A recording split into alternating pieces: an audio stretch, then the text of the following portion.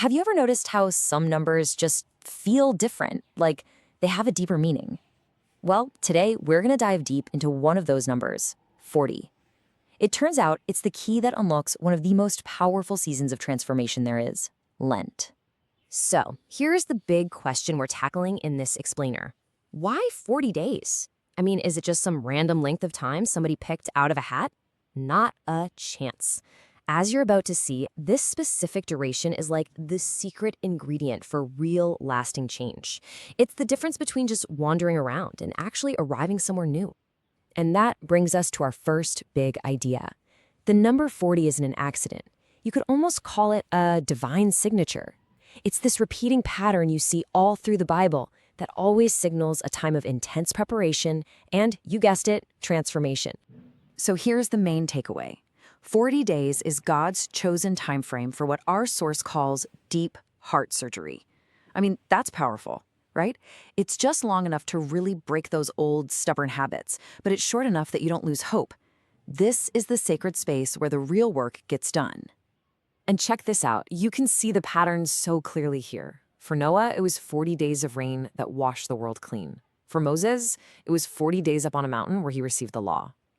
Elijah traveled 40 days just to hear God's voice. And of course, the big one for Lent.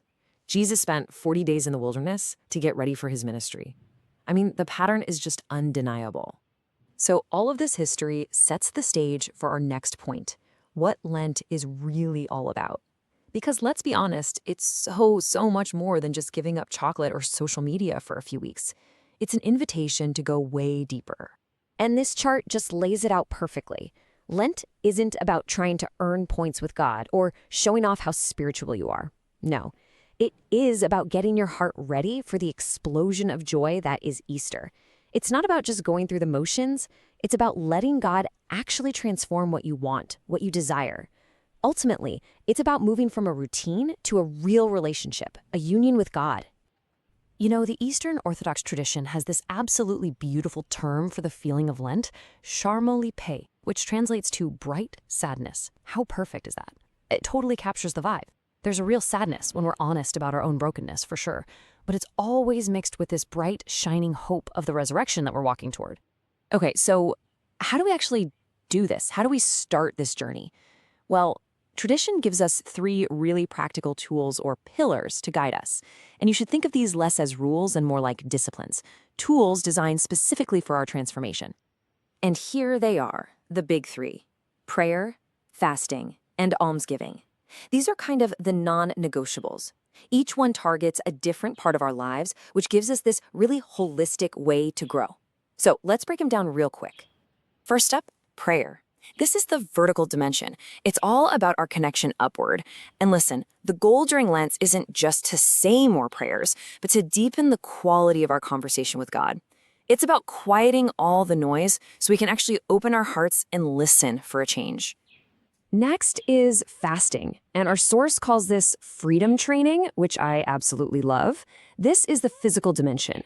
When we intentionally say no to things our body craves, whether that's food or Netflix or just complaining, we're proving to ourselves that we are not slaves to our appetites. It's actually incredibly empowering.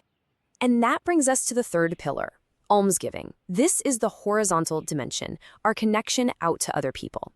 By simplifying our own lives through fasting, we free up resources, right? Time, money, attention.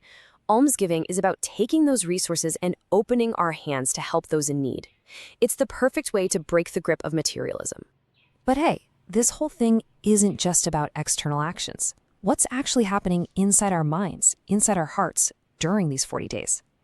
Well, it turns out this ancient spiritual path lines up amazingly well with what we know about modern psychology. And get this, what's really fascinating here is how this mirrors what neuroscience tells us about forming new habits. The first 10 days are usually about breaking through denial and just facing reality. Then comes the tough part, days 11 through 20. That's the struggle zone, where most of us are tempted to quit. But if you can just push through, something amazing happens. Around day 21, new patterns start to stick, your spiritual muscles get stronger, and by the end, you're truly ready for a new way of living.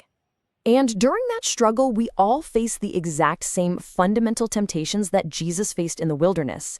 There's the temptation of appetite, wanting instant gratification. the temptation of approval, the desire to put on a show and look good, and the temptation of power, the urge to take control. Our journey through Lent is basically a training ground for learning how to deal with these very things in our own lives. Okay, so let's bring this all home. Why does an ancient practice like Lent matter at all in our super fast modern world? Well, I'd argue it matters more than ever because it's one of the most powerful countercultural things we can possibly do.